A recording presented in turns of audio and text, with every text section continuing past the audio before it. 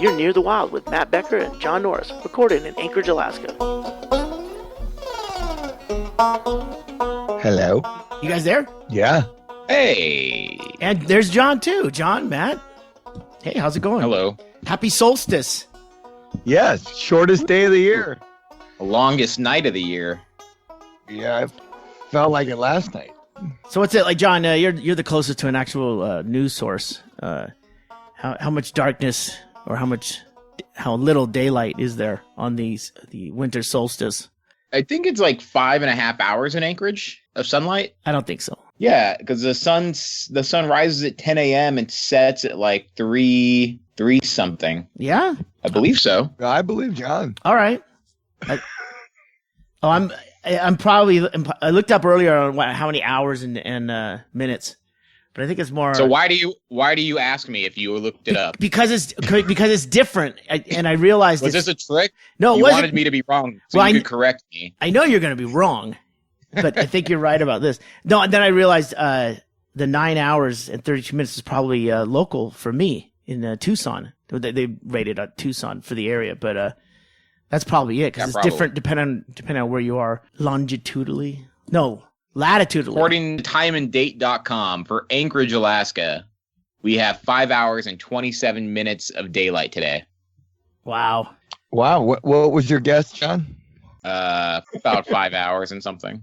That's as close to dead on as I will ever expect from you, John. Mm-hmm. Yeah. I work in like broad strokes. I'm not a details guy. No kidding. Mm-mm. So does the light bother you, John? Or the absence of light, or the absence of sun? Yeah, I was gonna say you mean the absence of it because light. I am a vampire, so yes, the light really. I don't know if it bothers me. I sleep more, like unintentionally. Like it's harder for me to wake up in the winter, and that's about it. I don't feel any more depressed than usual, which is usually a lot. So I don't know. No, this year I'm full on into, I think, a manic depressive. I am. I think I am. I just got to figure out 2 weeks of not dealing with the public while working with the public. But you've had you get seasonal affective disorder and you have forever, right? Yeah, but the thing is, this year it's wrapped around my head. I mean, I'm fucked. I really am. I'm like going, I don't know. I need to get out of here. I mean, you're almost out. I know. Yeah, you're like rounding third right now, dude. Yeah, you just got to make sure you don't trip. There's a guy after serving 25 years in prison goes, yeah, I just got 2 more weeks. They're going to stay good. Longest 2 weeks. Just don't Longest hit that 2 weeks guy. of your life. Just don't hit that guy. But aren't you? I mean, but you work at night, and so you've worked in bars, for a long time. Your body hasn't like adjusted to just being like a night owl. Aren't you a night owl, anyways? I am, and I only sleep like 4 hours, so that's one thing. But right now, it's like if I interrupt that 4 hours in any way, it just throws me into manic. Like I'm so high and low right now. I mean, I'm out. I'm planting flowers in the yard, which is ridiculous because it's freezing out. And then when they die, I'm all depressed going, I can't believe they didn't make it. They die before you put the tools away. What are you talking about? Yeah. Nothing's flowering right now. It's dark out. I can't even see them. Yeah, it's that kind of weird where you're just going, you need to. I mean, it's not even a hobby. I mean, I don't know. I don't know. It's definitely. I will agree to disagree with myself right now. Okay, you two, it's a draw. John and I don't want to step in. That was always a joke with the SAD light. You should get one of those SAD lights. And Becky was like, oh, we should get one. And we went there and they were like $400 for a fucking tube light you sit in front of. Well, what you're talking about, you said a SAD light, right? Yeah, seasonal affective disorder. Yeah. Something insurance is why they're now $400. Yeah. I think I remember them because I've dated girls who buy into that shit, and it's like a weird funky light like you would have gotten in the 70s at Spencer's Gifts or something. It's like a weird odd shape, and then it slowly brings the light up, and then it slowly brings it down, and it's like it's got a fucking dimmer on it, like a rheostat. Give me a fucking break. It's the equivalent of setting your clock 15 minutes ahead so you're not late. Yes, or like turning on a night light and then turning on a smaller light and then turning on, and then don't just automatically turn on the institutional fluorescent bulbs over your bed.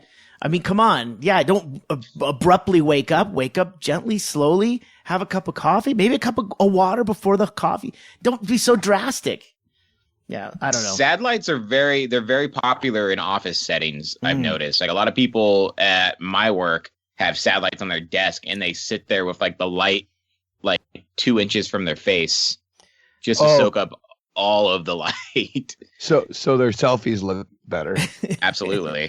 I bet very flattering. I bet all the cats at the SAD light manufacturing corporate office, they're sad too. None of that fucking shit. Yeah. It's just a sad job. You're working in a corporate environment. How about that? It's true. Can we get more light in here?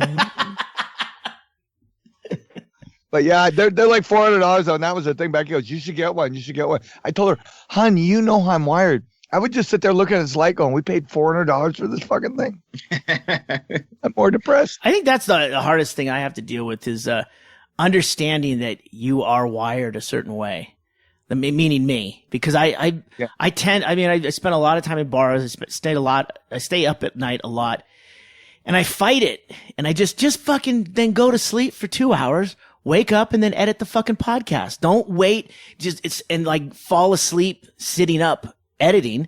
Go to sleep. I mean, I fight that, thinking no, you got to stay up for a certain amount of hours, then you go down for 8 hours. Yeah, that's exactly. But that's not the way it's always been. People used to go to sleep for a couple hours, then wake up, and then they do something in the middle of the night, and then go to sleep for a couple more hours. And you know what changed all that? Fucking Tesla.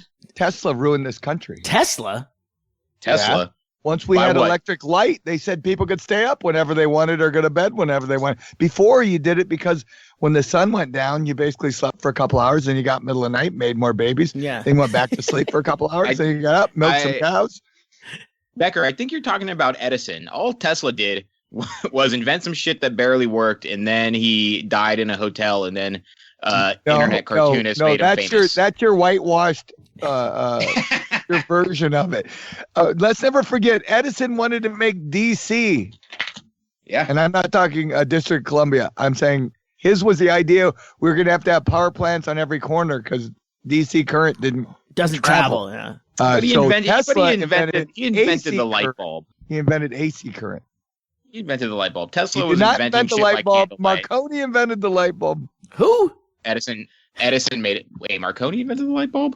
Marconi Marconi invented the radio. And the light bulb.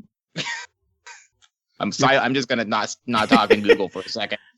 Actually, John, you've just set us up perfectly for the new Near the Wild game. Guess which one fact may have been true in the last 20 statements. You guys, you just have to understand that you can't rewrite history just because you were told history wrong the first time. Well, you can't make up facts just because you have a microphone in front of your mouth. Made up facts. Tesla invented AC current. All right. I'm waiting for John to come up with this because he's faster What than comes me. through your house? Are you using DC Becker current or AC? It's AC/DC, both currents.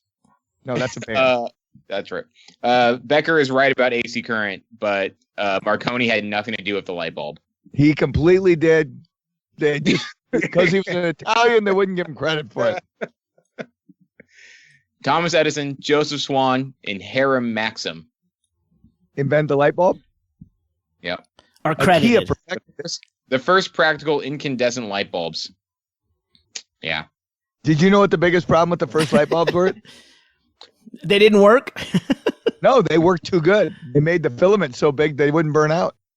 So they had to make them smaller so they'd burn out. Well, I think that's where industry comes in, and they figure out planned obsolescence. You can't make a light bulb that works for 1 million years because then how do you sell them more? Unbreakable comb. There you go. Who needs a comb? You're out of business. The only combs I ever see on the ground are missing teeth. So they are knockoffs, or there's something cheap from Taiwan or something. Unbreakable comb.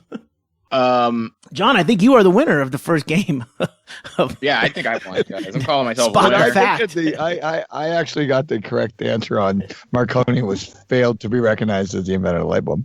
Well, he was a secret inventor that nobody knew about, not even himself. You think you invented a record player in the dark? No. No, you don't. Alessandro Volta is an Italian inventor who developed the first practical method of generating electricity. So there's that. I'm not trying to take everything from Italy. Oh, I bet he invented the joy buzzer. We're on a very slippery slope here, guys. You're talking science, and then now you're talking like electrical engineering and stuff. It's won't be long before the Catholic Church is fascinating. Can we do some? I don't know what we call this. I just wanted to make sure everybody knows that we were like breaking news last year that people are just now talking about. I tweeted a news story about how sex robots are going to be the end of humanity. I don't know if you saw that, but people are writing about people like these think tanks and academics are talking about how sex robots are going to be so good, people are going to not have sex with each other anymore and just robots. And I'm pretty sure we theorized this long ago. Yeah, we did. And I felt like we abused it and talked about it too much. And now the media is now catching up with us. And I'm going, because now they were saying that they think older men, lonely men will probably be the first ones to have sex with these robots. Oh, no kidding. Yep. 100%. 100%. Any volunteers? Who paid for this study? Starbucks? We've already reached a point where, you don't even walk up to people to meet them anymore because nobody wants to get rejected. So let's just cut it all out. But this is a cutting edge podcast, and I think that's why people listen to us. Well, I mean, that was the thing. We called it Near the Wild because we didn't want to be too out front and call it Near the Think Tank. I mean, come on. Yeah. I mean, we were a year off. It took that long for people to get caught up. So it's a distinct. And Mount St. Helens is starting to act up. So I know, and I don't want to take up too much time on sex robots. So if anybody else is interested, you can subscribe to my daily podcast, Robot Boner Weekly, and it's and it makes a great smoothie. Okay, so here's the thing I wanted to ask you guys about. I read this morning. There is an article on noisy.com about Elvis Presley's cameo in Home Alone. Have you guys heard about this? Elvis Presley? No. The Elvis Presley or a cutout? They think it is the Elvis Presley. There is a conspiracy theory that it is actually Elvis Presley in a movie made 13 years after he died. Okay. So this is one of those like here and exhibit 75 of why I think Elvis is still alive. Home Alone. Exactly. Okay. It's pretty uncanny. You'll see the screenshot right when you go to the story. Yeah, but come on, John, you've seen these guys on the impersonators. They did a whole movie with Kevin Costner dressed up as one. But Kevin Costner didn't look like Elvis. This guy looks like Elvis. Well, not when he's trying to fool people. He's a part in a movie. I mean, I think so. John, what you're telling me is that you think, as representing as close as we're ever going to get to the news media, you as a representative are telling us and the listeners here at the Near the Wild think tank that Elvis is alive. I think it's worth investigating. Or was alive. Yeah, I guess he may not be alive anymore, but I'm saying it is possible that he faked his own death and had a walk-on extra role in the background of Home Alone. Because he was looking for work as he faked his own death. Just as a way to like, hey, look, you want to go underground, but you don't want that phone to stop ringing, Elvis, baby. Come on now. Yeah. We'll do a little extra work. Maybe we'll do some hand modeling stuff. And we'll keep you out there. Come on. QVC. His hands have been on QVC for 2 years. John Candy is also in the scene. I mean, they could have been friends. It could have been like hey, you want to get lunch? Yeah, but I got to do the scene first. How about you just wait for me in the background? Okay, I'm looking for your picture that you sent. Do you guys see it? Was Elvis really okay? Now, if I play this, is it a video? They're going to show the clip, right? It's an article. Okay, I just don't want to click on it. That's the one thing that's been pissing me off. I'm tired of them fucking playing the video when I pull up the article. I go, I don't want the video. I want just the article. Hey, Becker, hold on a second, because I clicked on that, and now this big, huge fucking thing is uploading here. So I've got it. It's your voice is breaking out. It's downloading here. There's a whole thing now. Yep. John, you tricked me. No. God damn it. Good job, John. I pulled this thing up. What is happening? Well, it's loading ads, and it's loading everything that's on noisy.vice.com. And now I get to, Dove needs to sell me some fucking hair product. It's the only thing that loads up is the ad that shows up first. Let me just throw a screenshot on. Let's just make hold on a second. You're saying that guy standing, I see John Candy in the background. I see the gal from SCTV. Who's the mom? Kathleen O'Hara? Yes, Kathleen O'Hara. And then Catherine O'Hara. Catherine O'Hara. Elvis hadn't looked that good in years, dude. I don't care if he was on the He'd fucking... 55. He'd been living a clean lifestyle. It could be him.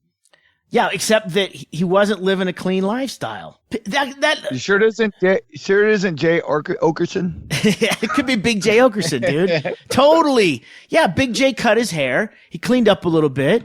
And, he's more of a snappier look. And, That could be. But Big Jay Okerson, how old was Big Jay Okerson in 93? Well, they could age him, dude. Those makeup guys. 1990. Yeah, you're saying bringing a guy back from the dead is easier than cleaning up Jay Okerson. I get it. It's a tough job either way. Worth investigating is all I'm saying. Cool. So yeah, I told you the darkness really starts to get to us up here. Clearly. We're very suspicious. I'm worried about volcanoes taking us out, and he's busy trying to see if Elvis is still alive. You think he came back for the free weed? Yeah. Okay, I'll have the whole picture up there, and maybe we'll do a vote, John. Yeah. Yeah. No way. I mean, come on. I feel like I'm arguing with James Inman. Believe what you want to believe. I don't fucking care. Yeah. But Good luck with that. But get your commie pinko snuggie on and go sleep in the yard. I mean, the whole point of disappearing is not showing back up, right? Maybe. Yeah. To do it to the nth degree, you would have to make sure that you never show back up, because then what was the point of doing it? Ron Hubbard did it, right? Yeah. But where's the fun in that, Greg? If you are if you're Elvis and you just fake your own death, like, all right, that's one goal you accomplished. Now you got to set more goals. Well, to live your life out. Well, you did marry a 14-year-old girl. You crossed that off his bucket list. Yeah. But I mean, okay. And now there's also there's an Elvis sighting in Graceland this year. And this picture is nothing like Elvis compared to the Home Alone one. So nothing like him. It's a guy with a beard and a big orange shirt. How many of these guys dress up as Elvis and walk Graceland on the tour? This guy isn't even dressed like Elvis. This guy's dressed like a gardener. I think he is actually a gardener. Well, look, Elvis, when he's not making music or beach blanket movies, or starring as an extra, a deep extra in a Home Alone blockbuster, he still has to afford bananas and peanut butter and Vicodin. So he's got to work somewhere, right? Maybe he's a gardener. Yeah, that's true. He does. I guess he does have sideburns now that I'm looking at the picture. Boy, you are. It's like, hey, that guy's got sideburns. I think it's Elvis. I'm convinced pretty easily. John, with just your description alone, I can't believe we can't find the guy who ran into all those people in Berlin. Guys, I just want to believe in something more. I just want to believe that the world has mysteries beyond what we can see, okay? But you're believing so hard, or you want to believe so hard in the world of mysteries and ridiculous theories, that you're overlooking glaring discrepancies. Cue the X-Files theme song, Greg. I want to believe.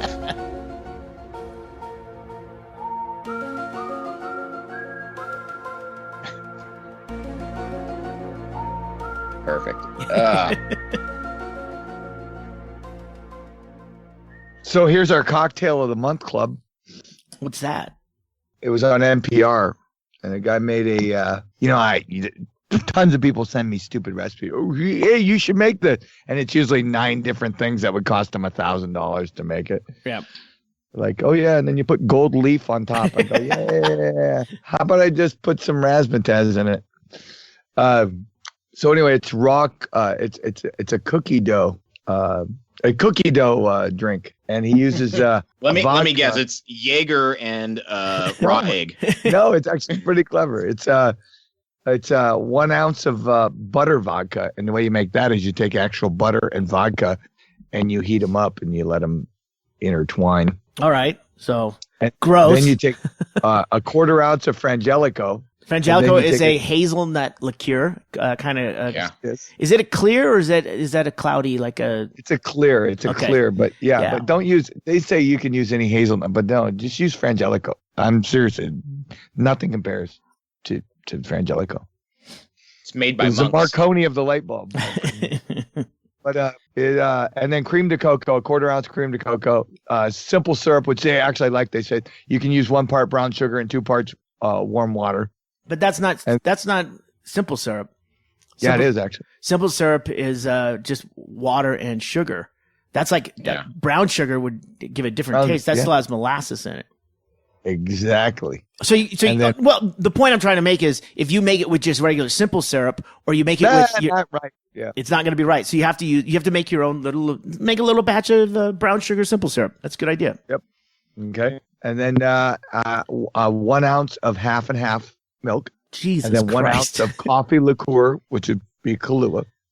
This is harder than making actual cookies. Yeah, I was gonna say put all of this in the oven. A pinch of salt. Yes. And then shake the shit out of it and pour it in a glass, and it's the most amazing drink you'll ever have. And it's called a cookie dough. What? Cookie dough shot? Is it a shot? Can't be a shot. Snow Angel, ice skating, cookie dough, and snuggles. Yeah, I don't know what you named it. You can call it SOS, sugar, oil, and salt. It's got it all. Yeah. I know how it went in, but I know how it came out. My neighbor's yard. I don't have a signature drink for cocktail of the month to even submit. I mean, we've been buying that Pennsylvania Dutch. You guys seen that? It comes out around November. It's basically when you see stuff for Thanksgiving, they'll make a end cap or a point of sale at the store. The liquor for you guys would be in a liquor store because you can't sell liquor in the. What? Mm-hmm. Can you sell liquor in the markets, Becker? Or they still got the liquor stores? No, we have liquor stores. I mean, they're in the store, but yeah, it's a separate store inside. Separate but equal. Separate but equal. So it's a Pennsylvania Dutch. It's a creamy kind of pour over ice. It's got I think it's got a blended whiskey in it. It's got booze in it, but it always comes out. Whiskey? There's a Canadian whiskey and then there's a blend. But this is a Knob Creek. No, this isn't something you make. This is something you buy ready made. This is you bring it there and before you go caroling, I guess. But you could drink it over ice. Go ahead. Is it like Bailey's but with like whiskey? Exactly. But there's more than whiskey, and I can't remember that. Someone read I was wondering what was in it because I just kept putting whiskey in it because I just felt it wasn't enough. But yeah, that's the Pennsylvania Dutch. But you can drink that over ice. Or you can put a little Bailey's with it to give it a little bit of the Irish cream. And then, it's more sweet at that point. Or you can just, you can put it in your coffee. Little nutmeg. I guess. Nutmeg, whipped cream. Nutmeg, whipped cream. Vicodin. But, yeah, that's kind of one of the things, drinking a little bit. Not much, but, cause it is really sweet. But if you don't have the $80 and an hour and a half to prepare the cookie dough shot, you might want to just go buy a bottle of Pennsylvania Dutch. I'm sorry. I thought we were talking to artisans here, not a bunch of, hey, you got a paper bag to cover this up? I'm going to my kid's ball game. Boy, were you wrong. Yeah. All right. Yeah. So I think anybody, post any clever drinks you got. I think there are some good ones. I make a really good peppermint one. I just take that peppermint candy and I put it in vodka. I don't really have any signature holiday cocktails. I guess just I'm trying to cut some weight, so it's just gin and soda. Is that a holiday cocktail? Is that your workout routine? Put a cranberry in it. Yeah. I fill up my water bottle of gin, and then I go to the gym and walk on the treadmill. You know, gin's one of the worst things you can drink. You know that, right? That's what killed all the jazz guys. Why gin? I thought it was heroin. No, well, I mean that didn't help. It's a gateway drug, John. But heroin is a gateway to gin or jazz. yeah, Right. no, there's not the one. Skipped heroin right to the gin. Yeah, Charlie Parker was doing great till he started drinking gin. Why is gin? Gin is just vodka with flavored with juniper berries. Yeah, but it's hard to digest. Your body, that's the one that rips your body up the worst. Yeah. Hence why they call it a gin blossom. I know it hurts when I drink it. There's just that flavor is so good. It's so good with tonic water and lime, though. Oh, I know. What should I switch to? Rum? I would go to vodka, just straight vodka. Yeah. I'm not really into vodka. I like tequila. Rum's good. Get a good quality rum. That one, you can't tell on your breath if you mix it with pineapple juice. I was just in California for the weekend, and I definitely had like anywhere between 50 and 100 cans of Bud Light. So wow, you really did it up. I really know how to live, guys. That was your family. That was your family trip. You went from Alaska to Los Angeles for the week. When last we left. Yeah. Yep. I just went to go hang out with family and enjoy some nice weather, and it was 40 degrees and rained the entire time. So yeah, California. So did you do anything while you were out there, John? Besides drink? I mostly just hung out with family. I rented a car, so I listened to a lot of podcasts while I was stuck in traffic. But I did get to go to the Comedy Store with Matt Collins, who coincidentally was down in LA at the same time, and we met up with Brett Erickson, which so we went to the show to go see him perform, and it was a bringer show, but the first half was like really great because there was like Margaret Cho and Brett Erickson and Greg Fitzsimmons and a couple other really funny people, and then all the people who had to bring guests to go up on stage start performing. So we left, and we tried to find Brett, but we couldn't find him. So we just were like, fuck Brett Erickson, and we left. And then I realized I forgot my debit card back at the Comedy Store, so we went back to get my card. And then we found Brett, and we were like, there you are. And but we ended up hanging out. We saw Carrie Mitchell, always great to see her. And we hung out at the patio bar with Brett and caught up and met Matt Costa, who is Mike Costa. Fucking hilarious. Mike Costa, yes. Sorry. Mike Costa. All I remember, he's very tall and a former tennis player. And Jimmy Schubert did some magic for us, and he's fucking incredible. He's okay. He's okay. he's no Matt Becker, I mean, but he was pretty good. I saw you posted that. I was like, really? Just because you have ADD when you're here, when you're 40 degrees and raining, you're focused like a church mouse. Well, I was very keyed up. Beer bloated. I was many Bud Lights deep, and it blew my mind. Okay. Did you see Ron White? I did not see Ron White. Oh, that's weird. It was his birthday. It was there. They couldn't even find Erickson. My guess is Erickson was probably back in the VIP room. What I think we this bears explaining.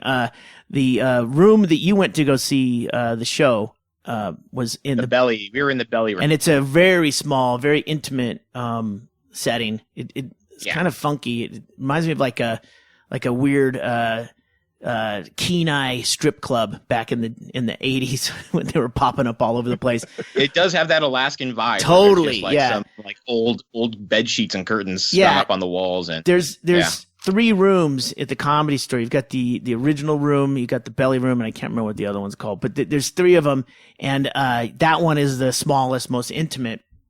And the bringer show means you're allowed to go on stage if you bring a certain number of guests that are in the room to help fill the room, and that's right. 2 things that I want to let everyone else understand what's going on here. I'm not trying to like shit on the non like the other people, but some of the comics were not very good. So well, that's why it's a bringer show. You're just hoping to get some asses in the seats, and then hopefully you sell a few drinks. So that's what that is. But but we didn't know what to expect because like when we got there, like they had the list of comics who were going up, and we were like, well, these are all people we've never heard of. Yeah. We'll give it. We'll just watch Brett and then take off. But then it ended up being amazing because there's just all these amazing comedians hanging out at the Comedy Store, and I think the chick who runs the show we went to was Tammy Jo. Do you know her? No. She's pretty funny too. So she was great. I think it was the bitch show. If anybody is going to be there, check it out. There's like a total resurgence with the Comedy Store right now, and while we were there on November 8th doing the End of the World podcast with it was Doug and Bill Burr, Joe Rogan, Burt Kreischer, Fitzsimmons was there for a while. I mean, all these people were there for the show, and it was a sold out packed room in the large, the big stage room, right? And and then like 2 hours in, Joe leaves to go to the stage right out by the street. And is that the main room or the? I think that's I can't fucking keep him straight. Anyway, he did that. And then he gets up to leave to go to that room. And that's the thing is you can be a part of a show or you could be somewhere in that place and then go do another set and then come back and do your other show. I mean, you just kind of can ping pong all over. So we like walked around a little bit with Brett. He like showed us around and it's very Coots like where there's just like little bars and nooks and crannies everywhere. Yeah. I think the main room is the main room. That's the big one. And the original room is the one up front by the street entrance. You walk upstairs, you walk through the patio to get to? Yes, I think. Fuck, I don't know. Anyway. So it is one of those things. And people do, they'll come in and they'll do sets somewhere else. They'll pop in there, they'll do one, then go somewhere else, and then maybe come back for a drink and hang out front. Yeah, it's It's been just fun to watch because, like, online, Carrie always posts and stuff, but it's just the number of people that just are popping in there and just, hey. Yeah. Like, if you're going to be in town, I think that would be the place to go. If you're going to rent a car. If you're going to rent a car, that's the place to park it. Yep. Did you eat at the Comedy Store? I didn't eat at. Oh, yeah. Fuck, I forgot to tell you. So after the Comedy Store, we left. And so Matt Collins and I leave. And we're like, all right, well, let's get some food. And so we walk. There's this place called the Train Wreck, which is like a burger place where you eat inside of like a train car. So we went there because we were like, all right, well, I don't want to walk anymore. So we were there. We were eating our burgers, and we look outside, and there's just like 8 cop cars.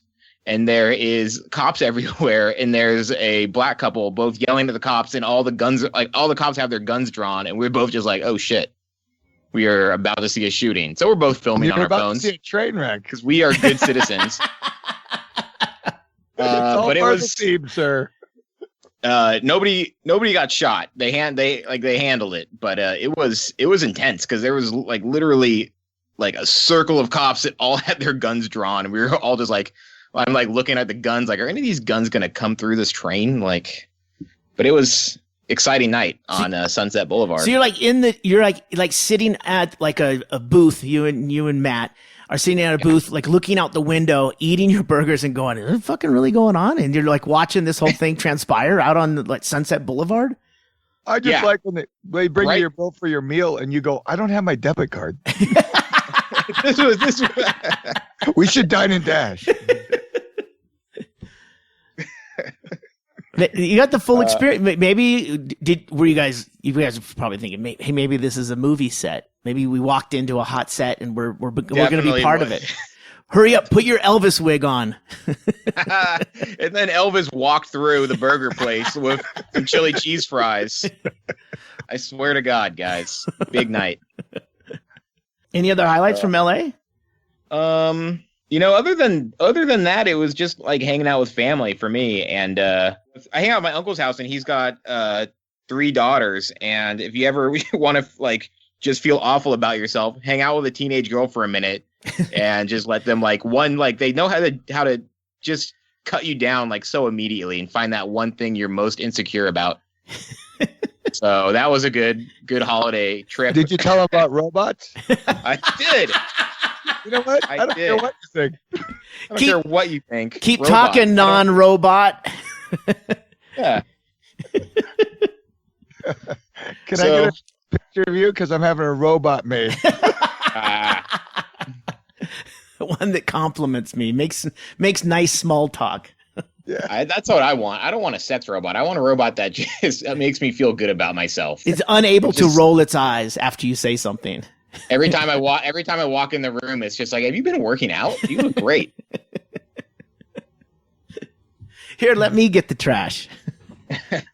Where we at? Were you in Whittier? Yeah, I was in Whittier. Did you see the tree that fell on the wedding couple? Was that in Whittier? That was in Whittier, yeah. A tree fell on a...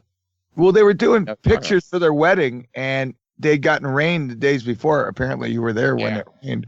Yeah. And they've had a drought, so the roots basically became loose, and they were posing with the tree, a eucalyptus tree, and it tipped over and killed one person.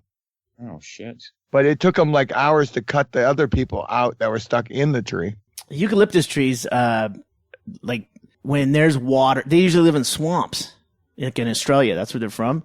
And they are able to take up a lot of water. So if you get a lot of water real quick, they're going to just start soaking it up. And it just got fucking loose soil and just... Man, trees collapsing. I think like the day I got there, like maybe the night I got there, there was some illegal street racing in Whittier, California that ended up in like 4 people dying, 3 people dying, something like that. That's Whittier Boulevard. And they've been doing, and that goes all the way down, I think, through La Habra. And Whittier Boulevard back in the 50s and 60s was where like that fucking American Graffiti, that movie. Mm-hmm. That's where they would basically cruise Whittier Boulevard. I'm sure they still do it, but it's not like it used to be. And I know they cracked down on it in the 80s. I remember that because that's near where I used to live in Fullerton. Mm-hmm. I did drive by Whittier High School, which was the high school from Back to the Future. Was it? So that was big. Yeah. Is that what the clock tower? No, that was City Hall. I think that's on like the Universal Studios on lot. Yeah. Oh. But the high school where Marty McFly goes to school is in Whittier. I think it's also like Richard Nixon, I think, lived in Whittier for a while too. Yeah, he had his law office. There's a placard out Yeah. front. I think that's on La Habra Boulevard. Other Whittier news, my favorite Mexican restaurant shut down. Or maybe it didn't shut down. Maybe it's just shitty. So I had to find some new breakfast burritos, but I did. So things are okay. Big news. I know. Did you have Breaking any? news Did you have any? took a while. Did you have any tamales? I had no tamales, which I should have. Ggreg sent us tamales. What? Yeah, you weren't here, so we have them in the freezer, but we were going to surprise you, but kind of hard to get a hold of. I am. Out there at your fancy weddings and know. cruising Yeah, the strip. Yeah, you were in L.A.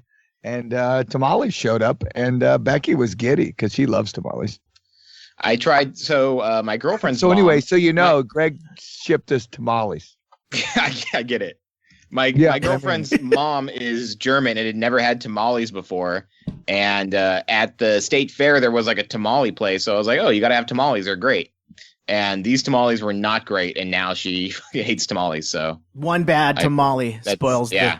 Yeah. We were just having a discussion about tamales, and we were talking about Alaska, and brought up, what was it? We got into talking about Mexico and Alaska, the restaurant up off the highway. And I was talking about how when you go into that restaurant, they if you order anything with mole sauce on it, that they won't just make it. They will stop taking the order. They'll go back to the kitchen, and they will get you like a small enchilada and put mole sauce on it to taste it. And then we started having a discussion about mole sauce. I don't know if you guys know about mole sauce, but I always thought that there was no chocolate in it. And this, she's Hispanic, and she says there is. Isn't that the whole thing? Isn't it like a spicy chocolate sauce? But it's not. That's the thing. Is it? And then it turns out we're both right. In the 17th century or something, the Aztecs started adding chocolate, ruining it. Filler. Yeah. So is there usually chocolate in it now? There's different recipes that you can. Is there mole in it? There's no moles in it. And that was a big thing. That was a big disappointment for me because I really thought that was the That was the flavor hit. Was the mole, the spiced mole, eye of newt, bat wings. I'm making it all wrong. I think I went to the dark web and instead of recipes.com. Yep. Common mistake. But the mole sauce. I don't. Have either of you been to Mexico and Alaska? Yes. I went there once a long time ago. That doesn't sound like you're recommending it. I didn't love it when I went. Yeah, you were the person that got the mole sauce tester and said, I don't like it. And then that's too much chocolate. Too much chocolate. Too much chocolate in this.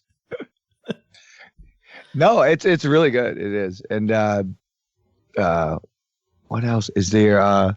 No, I was hoping to kind of go somewhere with the mole, but if John thinks it's too much chocolate, he's going to shut it down. So I'll just edit this part out. Well, no, we made the news with Gallows and Gallows is a local Mexican family restaurant, and Taco King is kind of they own both those. Oh, they do. Yeah. Okay, but they're fantastic. They have one Burrito King too, which is weird because it's the exact same menu as Taco King. See, I like the Burrito King. There's a rumor. The rumor is that Gallows, like two brothers started Gallows, and then one of them got mad and went and started Burrito King, and then eventually they just got back together. I don't know if that's true at all. They made up.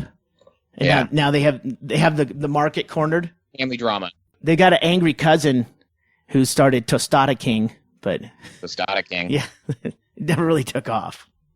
Well, the reason they made the news though was because they got fined almost $1 million for shorting paychecks and charging people, the employees, for broken dishes, and any order that they walk out on, which is against Alaska law, they were charging the server. Oh, Dine and Dash. Yeah, but they were charging the server, which you're not allowed to do. And they've been warned about it before, so they got hit with a pretty healthy fine. But I just thought the reviews were amazing. I can't believe they do that, but the food is amazing. like people were, it was like remember when Chick-fil-A, they were like, I can't believe they do that, but that chicken is so amazing. Yeah, they didn't. I don't think it really hurt them that much. Yeah, the dude who owns Gallows, isn't he like one of the richest guys in Alaska? Yeah, well, I think we know how now. He owns like a huge chunk of Diamond Boulevard, which is like the retail area. Yeah. No, it's not that. It was just, it was weird. As I go, you've already been told you can't do this, and you did it again. I don't get it.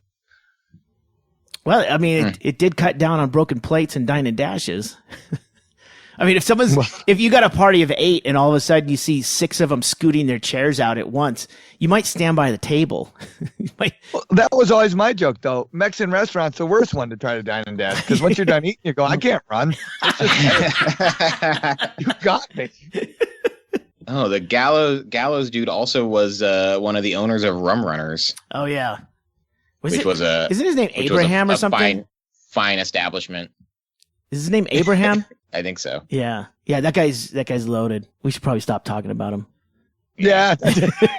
Yeah. But anyway, I thought it was weird. It was like sponsorship. We're losing it.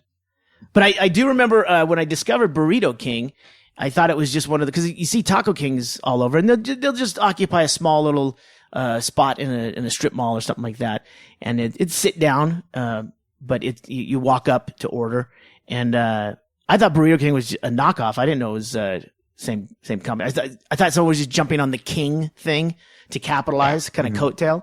But they are, it's right over by the post office there, and it's delicious. So I would go there. I don't think I've ever been to a Taco King, maybe once. Oh, Taco King, you haven't? That's the one right there on Northern Lights. Yeah, it's fantastic. Now we have Serranos, which I think I might prefer, and they have not yet been slapped with a giant fine for not paying their workers. So, I mean, why don't they just like have a maitre d' at the door so you can't get out to dine and dash, and then serve everything on paper? Problem solved, and you're making more money. How about we weigh you when you come in, we weigh when you leave. You pay per pound. And the door doesn't open until you show a little that you paid. The Mexican restaurant thing out here in Bisbee, there's a couple good places, but I mean, our favorite place is across the border in Naco. I've talked about it before. I was going to say maybe Mexico. Yeah, but it's do they have Do they have decent Mexican food in Mexico? Shockingly, it's cheap and rather authentic. But you know, it would be the hardest thing to create a very good Mexican experience when you're that close to Just go to fucking Mexico, right? And someone has managed to really fuck up a plate of Mexican food right in downtown Bisbee. And we went there on Cinco de Mayo, and there was nobody in the place. Red flag number 1, Cinco de Mayo at 7 p.m. Yeah, we don't have to wait. It just it was really bad. So I don't go there. It's some dude who owns a couple of restaurants, and he just really hasn't really figured it out. Get the staff and find out whose mom knows how to make this stuff, and get her over here. Yeah, it was pretty bad. But they had they did have a cucumber margarita. You're down by the border. Did you see that fireworks go off in Mexico? You see they're wholesalers of fireworks. Yeah, like in Mexico, it blew up. It's pretty amazing. Oh yeah, It's too bad firework accidents are so tragic, because they are like the coolest explosion to look at. Like when a fireworks warehouse explodes, it's pretty cool, but it's also very sad that I think 12 people died in that. But for 2 years, I don't smoke near the inventory, and the guy's like, yeah. Rules, schmools. Yeah, I washed my hands after I went to the bathroom. Good enough for you? Or maybe he said no comprende, which would mean why he would. Well, instead of buying the full platinum package from a fireworks distributor, why don't you just build a factory and then light the factory on a barge and have that be the display? I mean, you won't know what's coming where and how it's going to blow up, but they'll be talking about it for years. Did you ever see that video from San Diego? Remember when they accidentally set the whole barge off at once? Yeah. Every couple of years, I think that happens. I think we talked about that. Where something happens on the barge, and then all of a sudden you see guys jumping off the barge. But in this day and age, everybody had phones. They're all like doing it, and then they're like, "Is that it?" Like the people in the back were like, yeah. When they're taking the video, other people on fire running by them. And they're like, but what happened to the show? They're really going all in on this one. Aren't you glad we didn't leave before the finale? You're scaring my cat. Anyone got any plans for Christmas? Are you making a pie, John?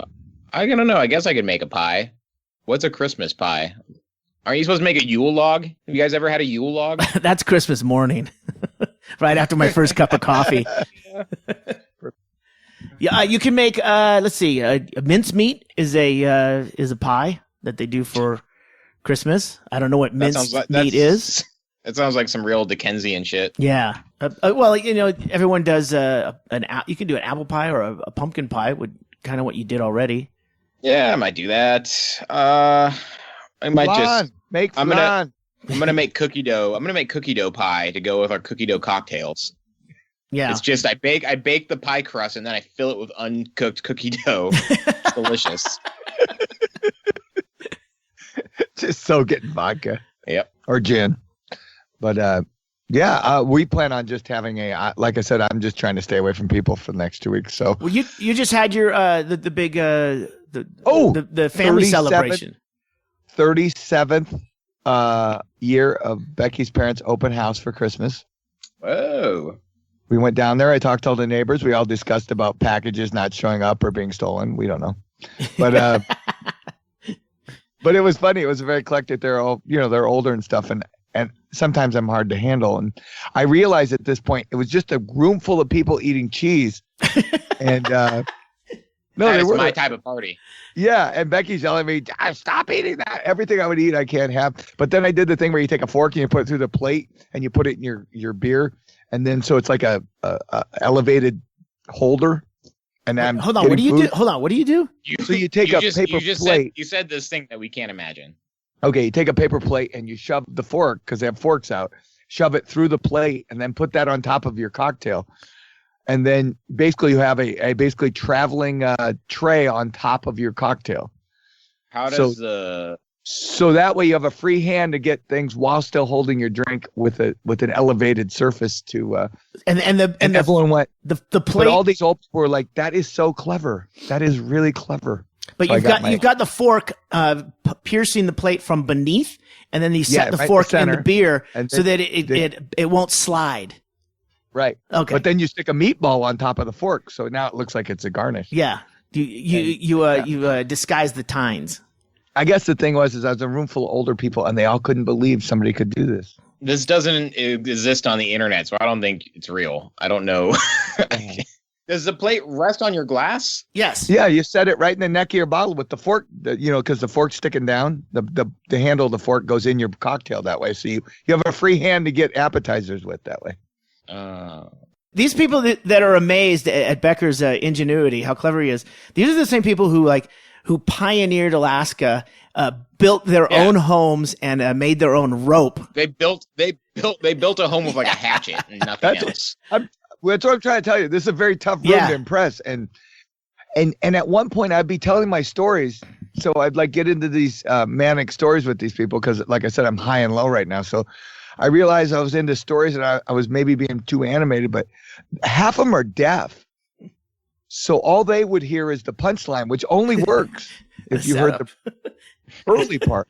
Like when I do the thing about, the good thing about all the murders in town is if they keep doing it, we'll get our full dividend. And which is funny unless you just hear all the murders in town. And they're like, is he really that giddy about that? Yeah. Like I haven't got caught yet. They have to fill in their own punch. Yeah, it was so we leave, right? So Becky hits her wall and thing, and it was a great party and it was good. And people were in and out and it was fun. And, I'd eaten my fair share of things I shouldn't even eat. So we left. Later, Becky talks to her mom the next day and goes, "Oh, it's great. Wish you guys stuck around." A guy had to go to a different party somewhere else. He comes back with his tuba and plays Christmas music till 1 a.m. I guess the whole place was jumping. Too bad you missed that, huh? I know. They completely forgot my whole plate, fork, meatball. All of a sudden, all they can talk about now is the guy with the tuba. I told Becky, I go, if I'd have brought my little harmonica, we could have. Oh, you guys could have jammed. Yeah, it was weird. I was well behaved, and it ruined it. Well, that's great. 37 years. That's fantastic. Yeah. An Alaska tradition. Yeah. So that was fun. And then, like I said, now we're, I'm waiting on Amazon Prime now. So, John, that they've been just fucking us up here on Amazon Prime. Yeah. Oh, yeah, because it'll get here within, now they're giving me like 3 weeks for stuff to show up. I go, what happened to the 2-day thing? And you're only going to get 1 tiki mask, not 2. Right. So I ordered stuff now because I'm leaving like January 3rd. It said it'll be arriving January 6th. And I go, yes, bye. Knowing they're just lying now. And guess what? The stuff's going to arrive Thursday that they said was coming January 6th. So I'm like, I don't believe you anymore. Will they ship to Costa Rica?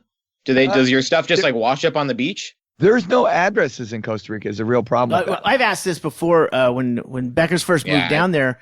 I was wondering if we could just, when we were going to head out, if we could just send things and then have them show up. And the problem is that one, if it's a cool thing, you might never get it.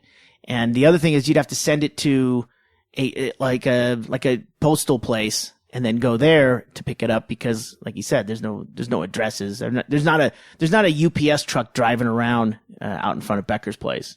No, there's nothing like that, and that's so crazy that you're just like, how do you guys survive?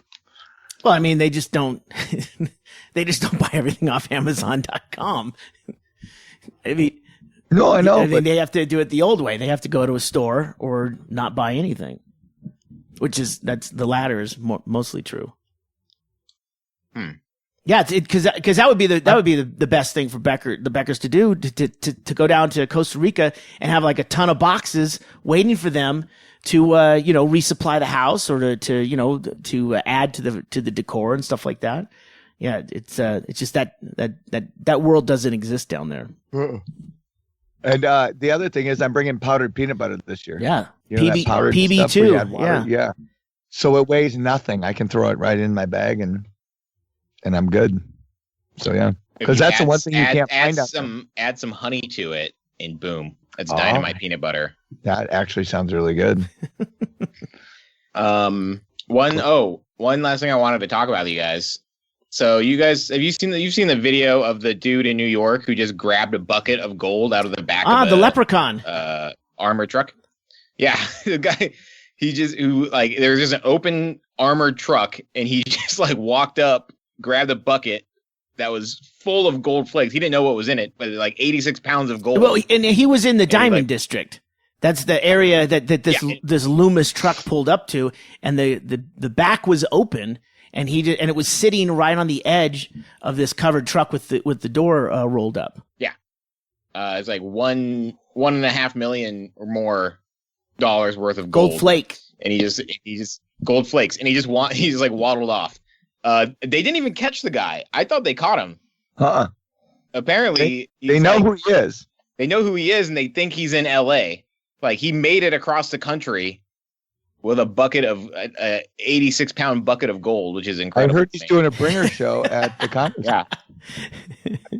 He goes, the bucket itself looks like a bucket of tar pitch from. The idea he stole it, and they show him walking down the street or dragging it down the street, but he takes breaks and sits on the bucket for a while and then gets up and goes again. Yeah. He's old. My favorite credit. They said his opportunity was so small. Because there was a guy in the truck. The only reason that they knew it was gone was because the guy had turned his back, the guard, doing something in the forward of the truck. And when he came back, the bucket that he put his feet up on, sitting waiting for the other guys to get things from the other accounts, was gone. That's the only reason he knew it was gone, because that's where he was putting his feet while he was waiting. And then, how far could that guy have gone by the time that guy got back to his sitting spot? Right? This dude, he's like a 5'5", like middle-aged dude. He is not sprinting down the street with this bucket of gold. He must have been like one block away. It was like 90 pounds in that bucket. So I mean, it's really dense. So yeah, took him a while. Yeah, it's weird. I don't know, man. First of all, what the fuck is a $1.6 million? How can you even touch it? Why would it be even so close that you could touch it in the back of a truck? You know what I mean? Why was that opportunity even there? But then, this is what happens when we have what's known as stagnation pay levels. Well, that's my point. How many jobs? It was Gold Flake. They were delivering it to a high-end bar for those holiday cocktails. They sprinkle it on the top. The golden cookie doughs. You rim the glass with Gold Flake. Becker, you should make those at the Birdhouse. Do you have any Gold Flake? Nobody knows. We can probably knows find a guy. some. He knows a guy. Dude. Yeah. But we've all had that job where we thought the job was going to be one way, and then you get there and you find out we don't wash our hands. What the fuck? Hey, dude, listen. Oh. But they've never followed up. Did the guy lose his job for the guy stealing the bucket? I imagine policy changed immediately, and the news story that I saw said they're convinced this was a professional ring. Really? A professional ring told the tubbiest guy, the most out of weight dude, to carry this fucking 90-pound bucket and take an hour and a half to go a mile? They couldn't find like an ex-college linebacker to like run up and grab the bucket and like sprint down the street. Well, if it was a professional ring, he would have walked one way, and then a bunch of guys would have gone. They would have pointed the other way. There would have been some kind of like collusion. I mean, even pickpockets. There's usually 3 of them working in a ring. Well, I want to know how he's traveling with it. I mean, has he got a bucket? He's just checking it. Dude, I told you. He goes and borrows his uncle's truck, who's a roofer, and he puts it in the back with the other fucking buckets of tar, and you could go anywhere with it. No one's going to fucking check a bucket of tar. Yeah. Right now he's in an LA pawn shop. He opens a bucket, goes, shit, tar. Uncle Rico. Now there's a guy putting gold leaf on a building. Yeah. I don't know. I guess when the video's that famous, like everybody has seen that video now of the guy picking up the bucket and walking away. Like I would check every single black tar bucket I see all across the country. Like everybody should be checking tar buckets. You never know. There's $100,000 reward, and if this guy opened his mouth to anyone that didn't get a handful of gold flake, guess what? Guess what? He's probably at half a bucket half a right bucket. now. He's just like, walking into restaurants and like just sprinkling some gold flake on the counter. I would like a double cheese. Keep the change. It's for you. Keep it. I would like to buy lotto tickets. Like, but you know, gold, like if I gave you gold flake, take it anywhere, they'd be like, first, where'd you get it? Yeah. Second, I'm only giving you a third of what it's even valued at. So, I mean, the guy really, he should turn the gold in and get the 100,000. Hey, look what I found. He's got one of those cheap fucking mustaches. Eagle push noses. Oh no, different person. I just like the fact we know who he is, but we can't find him. We have no idea. I mean, I don't think we're ready for terrorists if we can't find the fat guy with a bucket of gold. Yeah, those, and I'm looking at those videos and I was like really disappointed at first. I mean, this is probably where that truck pulls up every week to pick up deposits. You know what I mean? And that. Do you think he's been planning this for like a long time? No, but I mean the company that had that camera shot, they're probably seeing the back of that fucking truck every week, and that was I would hope that they're parking in front of the bank or the diamond store that they're delivering to. You know, but the quality of that video is shit. All of them were. It was, I mean, even the best picture that I saw, I think it was colorized, and I mean, it looked like a fucking mosaic filter on an iPhone pic. Right. But remember, when they revealed the thing, it had happened a week before, and they hadn't said anything until a week later. Yeah, I think this happened late September was when the actual... I mean, he's had 2 months to fucking get the gold leaf out from under his fingernails, you know? Well, they don't want everybody to know how easy it is to just walk away with $1 million. That's why I was laughing when they're pretty sure it was a professional ring that scout. Like, really? Come on. There would have been someone waiting with a car. Maybe that, right? That guy could have been stealing a honey bucket. Yeah, he didn't really know what was in it. He just saw if there's something in the back of an armored truck, it's probably worth more than what's in your pocket. So, total window. He probably didn't know what it was worth until he saw the news. He's like, "Really?" I thought it was tar. He just needed a bucket. He just wanted a bucket. Yeah, he just needed a bucket. He's like, "I'll just grab this one." God, I was hoping it was full of quarters.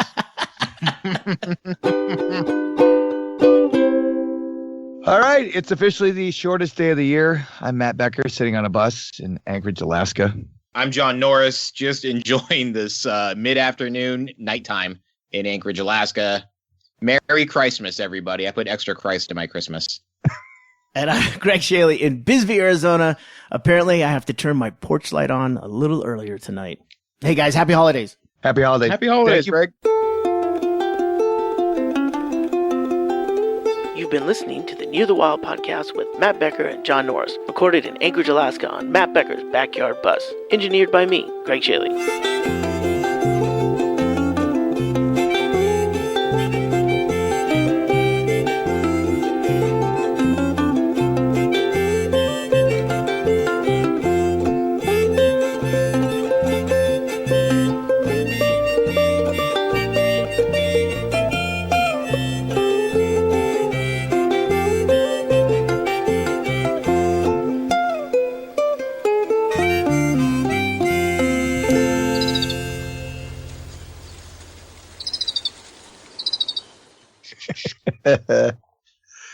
Meatwig.